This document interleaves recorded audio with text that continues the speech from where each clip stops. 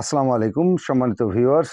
Interesting একটা বিষয় নিয়ে আজকে আপনাদের সাথে কথা বলবো এবং প্রমাণ সহ আমি দেখানোর চেষ্টা করব যে জামাতের বর্তমানে যারা আছে তাদের কর্মকাণ্ড আর জামাত কি করে বেড়াচ্ছে সেটা আপনাদেরকে দেখানোর চেষ্টা করব। চরমনের পীর জামাতের নাম ইসলাম তুলে দিয়েছে। আমি আশ্চর্য হয়ে যাই যে জামাত বলছে সব লোকের শাসন চাই, আল্লাহর আইন চাই। আমাকে দেখান তো এইবার কোন জায়গায় আমির সাহেব আল্লাহর আইন চাই একটা বক্তৃতা করছে কিনা দেখান তো। চরমনায়ের পীরের কথাটি আপনারা শুনলেন। অতএব স্পষ্ট হয়ে গেল যে আল্লাহর আইন চাই, সৎ লোকের শাসন চাই, জামাতের প্রতিপাদ্য বিষয় ছিল এটাই। কিন্তু সেই জামাত এখনকার জামাত এক না। এখনকার জামাত হয়ে গেছে জাসদের প্রোডাক্ট। অর্থাৎ জামাতের যে নেতৃস্থানীয় নেতারা আছেন তারা সবাই জাসদ থেকে আসছে। আগে জামাতের যে নেতারা ছিল তাদের নামের আগে আল্লামা, আলহাজ, মাওলানা এই নামগুলো যুক্ত ছিল। মাওলানা মতিউর রহমান নিজামী, গোলাম আজম, এরা যারা ছিল তাদের নামের শেষে কিন্তু মাওলানা বা নামের আগে মাওলানা বা যে কোনো একটা কিছু ছিল। কিন্তু বর্তমানে নাম কি? ডক্টর শফিকুর রহমান। সে তো কোনো মাদ্রাসা থেকে বা ইসলামী মানে মন নিয়ে তিনি আসেননি। দাড়ি টুপি থাকলেই তো সে মাওলানা হয়ে যায় না, বা দাড়ি টুপি থাকলে সে মাওলানা হয় না, সৎ মানুষও হয় না। সৎ মানুষ হতে লাগলে মতিউর রহমান নিজামী, দেলোয়ার হোসেন সাইদি, মীর কাশেম আলী, কাদের মোল্লার মতো লোক হতে হবে। কিন্তু সেই লোকগুলো জামাত ইসলামে এখন অনুপস্থিত। তাই জামাতের দশা এই। অর্থাৎ জামাত এখনকার সেই জামাতটা আর নেই। জামাত জাসদের প্রোডাক্ট এবং জামাত হয়ে গেছে বিএনপি, আওয়ামী লীগ, জাতীয় পার্টি, এরা যারা যে দল করে ঠিক সেই দলের মতনই জামাত একটা দল। শুধু ইসলামটা নামের শেষে যোগ আছে। এটা বাদ দিয়ে দিলেও আমার মনে হয় হয়ে যায়।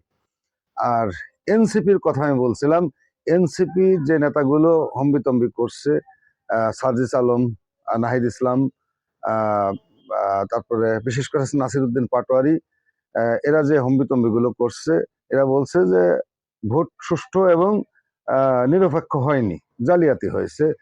আমিও মনে করি ভোট জালিয়াতি হয়েছে। আমার ধারণা ভোট জালিয়াতি না হলে এই যে জামাত যতগুলো আসন পেয়েছে বা এনসিপিরা যতগুলো আসন পেয়েছে, আসনগুলো পাওয়ার কোনো কথাই না। জামাত 20 থেকে 25টা আসন পাবে সর্বোচ্চ। সে জায়গায় তারা 70 ক্রস করে গেছে। কিভাবে ক্রস করলো? এই জালিয়াতের মাধ্যমে। আপনারা অনেক ভিডিওতে দেখছেন যে দাড়িপাল্লায় সিল মারা আছে। এই সিলগুলো কোত্থেকে আসলো? এগুলো বিএনপি কতটা করছে সেগুলো আপনারা দেখান। সেগুলো দেখালেই তো হয়ে গেল যে বিএনপির পক্ষে কতটা সিল পড়ছে। এরকমের ভিডিও আপনারা দেখান। অবশ্যই দেখাতে পারবেন না। বিএনপি নির্বাচন করে তাদের যে ক্ষমতা ছিল সেই ক্ষমতাটা তারা পেয়েছে, এই ক্ষমতাটাকে তারা সহ্য করতে পারছেন না। আর জামাত ইসলাম তারা যে আসনগুলো পেয়েছে, অতীতে এরকম আসন কোনোদিন তারা পায়নি। এবারে তাদের, আমি মনে করি, সবচেয়ে বেশি আসন প্রাপ্তি এবং তাদের জয় এর ভিতর দিয়ে হয়ে গেছে। আর বিএনপি অতীতে কয়েকবার তারা দেশ পরিচালনা করছে, তাদের একটা দেশ পরিচালনা করার অভিজ্ঞতা আছে। সেই অভিজ্ঞতা নিয়ে তারা দেশ পরিচালনা করবে। মুখে অনেক কিছু বলা যায়, কিন্তু কাজে পরিণত করা খুবই কঠিন একটা বিষয়, যেটা বিএনপির পক্ষে সম্ভব হবে।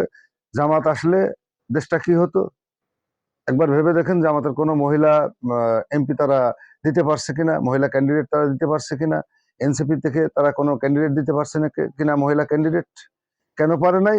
কারণ এনসিপি হয়ে গেছে জামাতের পকেটে পকেটে যাওয়া একটা দল। তারাও কোনো মহিলা ক্যান্ডিডেট দিতে পারে নাই। জামাত শুধু মহিলাদেরকে ব্যবহার করছে ভোট পাওয়ার আশায়। তাছাড়া তাদেরকে কোনো ক্যান্ডিডেট দিয়ে নাই। তারাই তো সংবিধানের লঙ্ঘন করছে যে 5% নারী হতে হবে। সেই তাদের যে 300 জনের তালিকা, 300 জনের তালিকা থেকে কয়জন নারী প্রার্থী ছিল? অতএব সংবিধান তারা শুরুতেই, ভোটের আগেই তারা লঙ্ঘন করে চলেছেন। এখন পর্যন্ত সাংবিধানিকভাবে তারা কোনো কাজ করে নাই।